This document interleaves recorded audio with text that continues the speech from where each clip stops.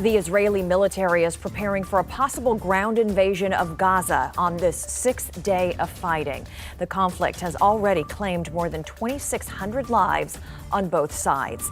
The Israeli military says it's dropped 6,000 bombs on the Palestinian territory since Saturday.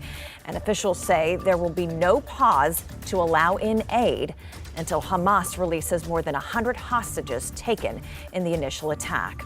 Today, the State Department announced it will start arranging charter flights and other transportation to get Americans out of the country. The Jewish Federation of San Antonio is making an urgent appeal for help amid the ongoing crisis. This afternoon, they shared ways the community can help victims in Israel, one of which is called the Israel Crisis Fund.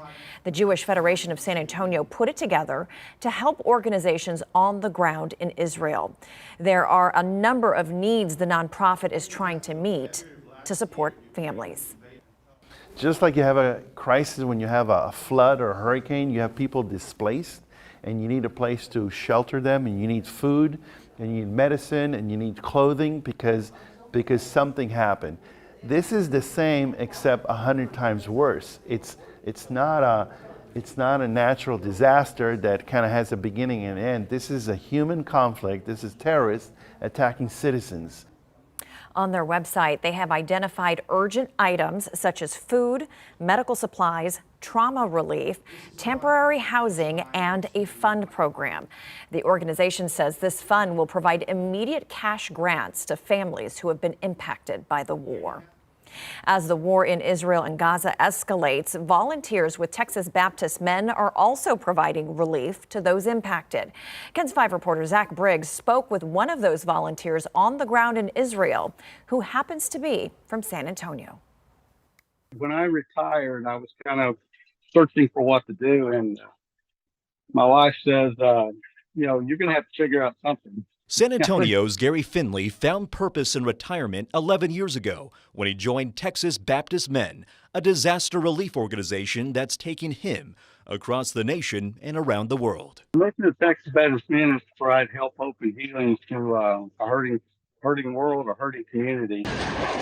When war broke out between Israel and Hamas over the weekend, Finley packed a bag alongside 19 other TBM volunteers. We arrived in Israel on Tuesday morning. And they got straight to work, whipping up all kinds of dishes. We've been fixing hot dogs.